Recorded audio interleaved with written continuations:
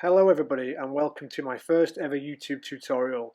This tutorial is going to be a description of how I built my piece of 40k futuristic, derelict, shipwrecked kind of terrain.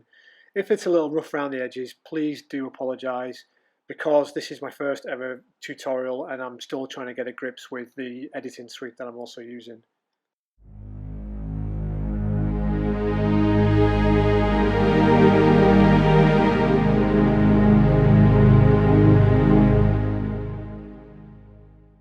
As you can see, the first part that I do is the struts, or the actual kind of girders of the piece of terrain. This is made from 4 pieces, 2 curved pieces and 2 flat pieces. The curved pieces are done by using this tool that I'm about to show you in a second, and just everything's made out of cereal boxes. Dead easy. I make a mark on this funky tool, whatever it's called, I'm not too sure, and basically draw a curved line. So I put it on the bottom of the piece of paper, measure 2 squares across, which is obviously 2 centimeters, and make my line. So it's 2 centimeters wide by however tall you want it, I should say. And you just draw your lines. And as you can see, I'm just drawing my lines there. And I'll hold it up to the screen. So you can see basically the curve. Now that is essentially one side of the strut. I also cut 2 holes in it to have tubes going through it. And I use this little tool here. And I do that every, I think, 7 centimeters apart, so it just gives it a nice space and it looks quite neat.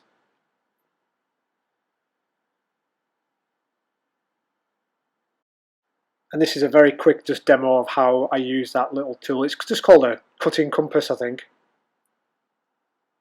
This is just me putting the 4 pieces together using a hot glue gun. So you just curve the straight pieces around the curved pieces and just put them together. It's quite straightforward. You'll also notice that there is a thinner piece of card on the flat pieces, and this is just to give that kind of steel girder kind of effect, and it also gives the curved pieces something to sit in when you're trying to glue them in. A rough guide as well, and it also looks quite cool in the actual finished article. Just be careful when you're using a hot glue gun, because obviously it is a hot glue gun and they do get hot, and I've stuck my fingers together and burnt myself numerous times with them. Just clean any bits off that get pushed down the outsides and you're good to go. So once you've put your 3 pieces together, this is just me showing the plates that are going to be glued onto these steel girders, if you want to call them.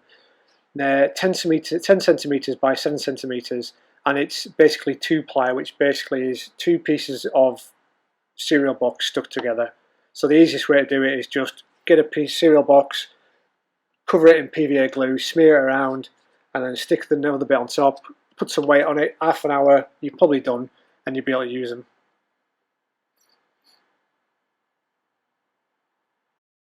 Now the only part of this process I don't show you is actually cutting this piece of MDF. I use a jigsaw which makes a horrific mess, so I didn't obviously do it in my workroom.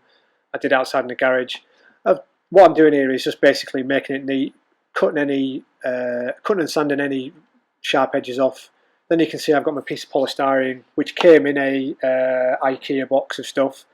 Smear the glue around, turn it over, make sure it's well covered, turn it over, stick it on, weight it down, and then I'm just cutting it off so it's not sticking on the edge of the table. Here I'm using my homemade polystyrene cutter to basically cut out the shape of the actual piece of polystyrene around the wood. Not being particularly neat, just getting rid of all the excess pieces of polystyrene that you don't need. Again, if you do make one of these guys, these get really hot, and just be careful not to burn yourself basically. So cutting it out, and then what I do now is I cut at about a 45-degree angle with the wood to make a kind of beveled edge. Looks really neat when obviously you can see it when I get done. Just go all the way around it, cut it out, go around it again, make sure you get all the, make sure it's nice and smooth.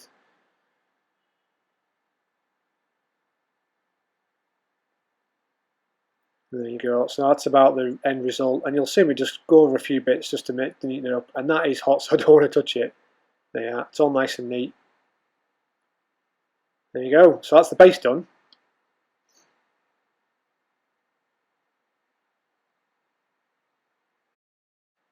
What I'm doing now is lining up where I want my posts to go.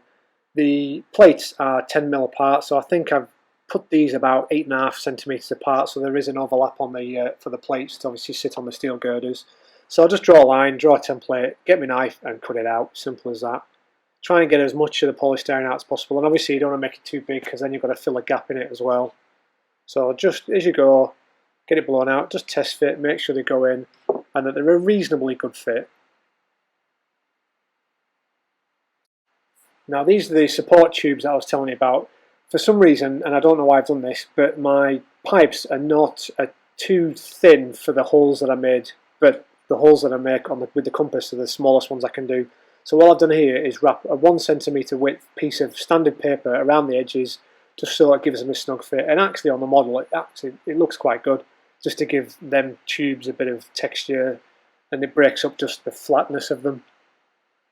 So here I've just speeded up the piece of footage just so I can get through it, because it's really interesting watching me glue pieces of paper to pipes.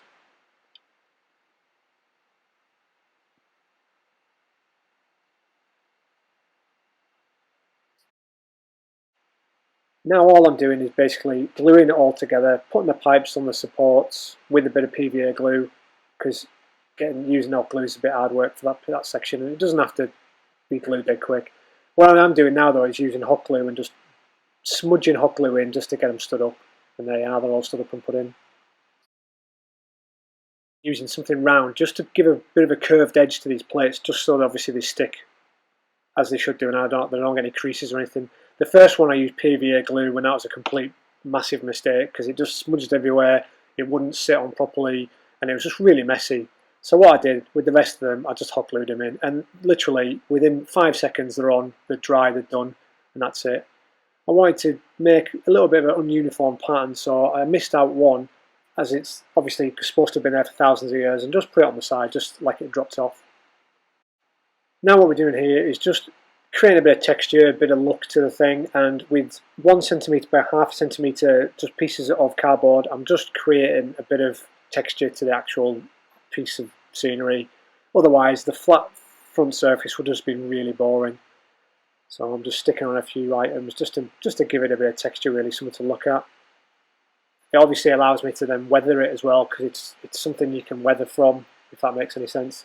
Now unfortunately I do lose a little bit of footage at the end of this piece of video, because all I'm about to do in a second is basically take my pliers, or my cutters I should say, and just serrate the top and bend the top, just to give it a bit of like a broken, weathered, been there thousands of years kind of look.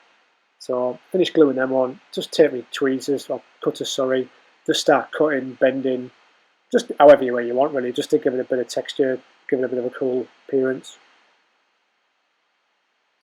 Now I'm just using my airbrush here to undercoat it. It is obviously fantastic because you can't use an aerosol can, because the aerosol can will actually melt the polystyrene. You could just obviously brush it on, of course. This is black polyurethane undercoat, which gives it a bit of a protection against wear and tear. As you can see, I'm just giving everything a generous coat. If it's not brilliant, it doesn't really matter, because there's going to be loads of other coats of paint go on this thing before it's finished anyway.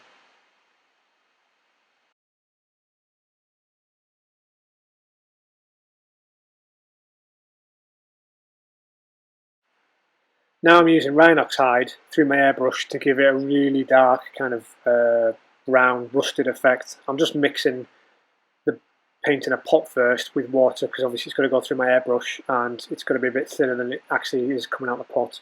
So again, this is just a really good coat. All the nooks and crannies, everywhere you can get it. Again, if it's not brilliant, the black see-through underneath the brown again gives it a little bit more texture, so you don't have to be 100% spot on with it.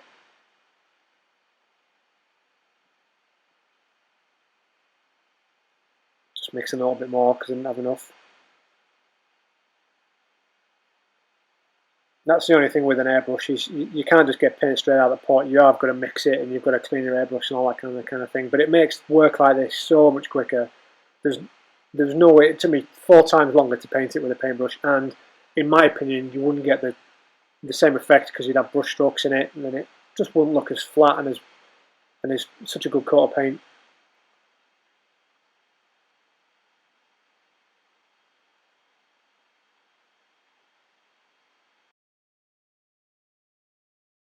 Now I'm going to use Mornflang Brown to basically just spot on some different textures of the actual, just to make it look like a lighter rust. Just spot it on. If you didn't have an airbrush and you wanted to paint this, you'd have to stipple it. I don't think you get the same effect, but I think it comes out really well with the airbrush. Now I'm going to use a method here using black oil paint and white spirits, and unfortunately again I did lose a bit of footage here again, but I did try and explain it to you. What I'm going to do is I'm going to put on the oil paint to where I want a streak and just actually put the oil paint on the piece of scenery, and then what I'm going to use is dip my brush in the white spirit and streak it down with the brush, but unfortunately, like I say, I do lose a bit of footage here. So you can see me putting it on, and then the next step I streak it with the white spirit. What I then did was take the white spirit I had and actually put the oil in the white spirit to create an oil wash.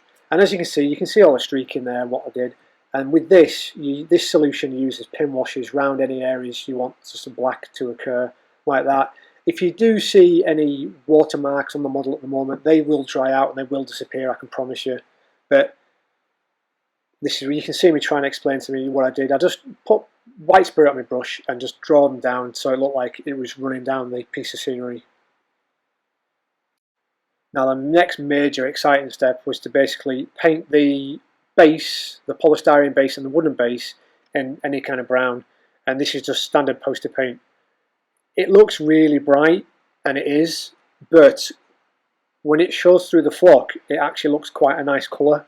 I know it's quite hard to believe because it's almost red, but it looks alright actually when you see the finished article. You just give it a good smidgen all over. Make sure you're getting all the little dinks and nicks of the polystyrene just so there's no black showing through. Try obviously not to get any on everything you've just spent hours painting. I do in a second, and you can see me trying to wipe it away with a cotton wool bud.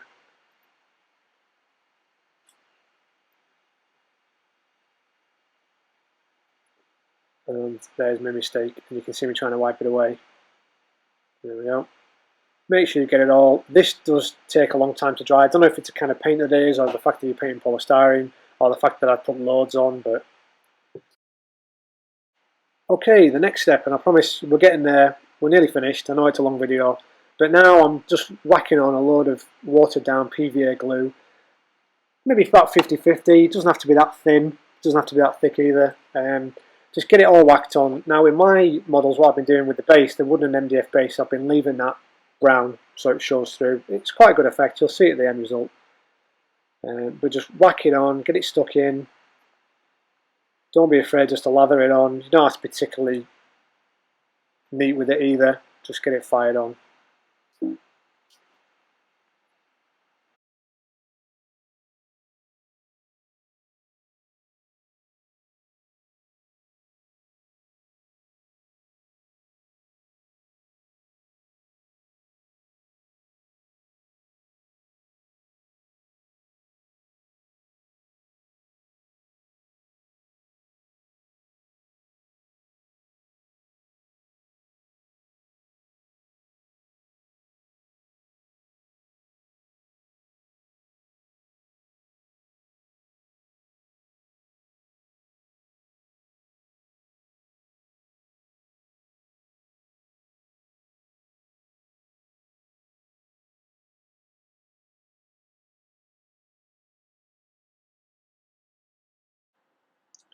And that's it covered in PVA glue. Right, the next step is the messiest, this stuff's the horriblest, messiest stuff in the world.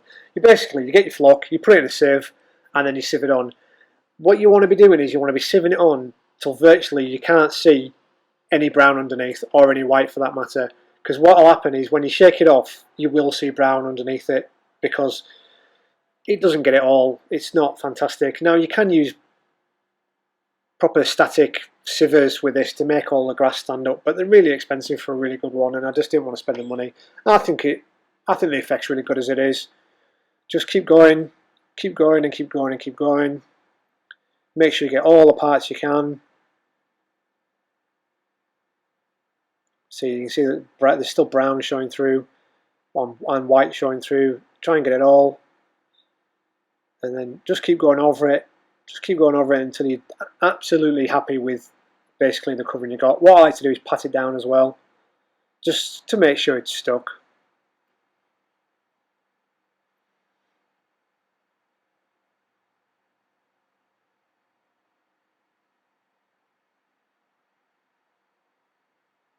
This is a real crucial step, guys, because if you get it wrong, you can't really go back to fix it, so you've got to spend your time on it, really.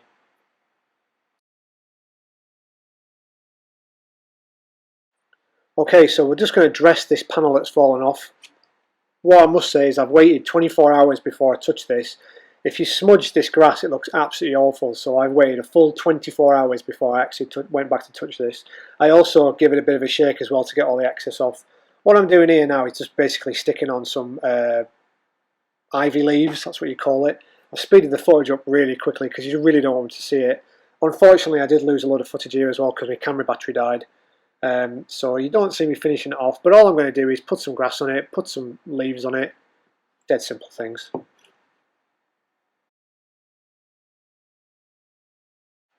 And there you have it, that's it done. So you can see I put some bits of grass on it, put some more bits of grass on the actual fallen plate, tied it up a little bit, and that's it finished. The only thing I haven't done is varnish it, and I haven't varnished any of my bits yet because I'm really not quite sure how to do it yet. I would like to thank bugbait_NZ on the mini wargaming forum for the inspiration for this piece of scenery. I will put a link to his piece of scenery in the description below, and his piece of scenery is a hell of a lot nicer than mine, but I wanted mine to be flat so you could use it as a functional piece of wargame terrain, not something that looks... Some of the stuff that looks awesome, you can't, it's not particularly functional. So again, thank you very much, and I'll see you in my up and coming other tutorials about 40k and fantasy. Bye bye.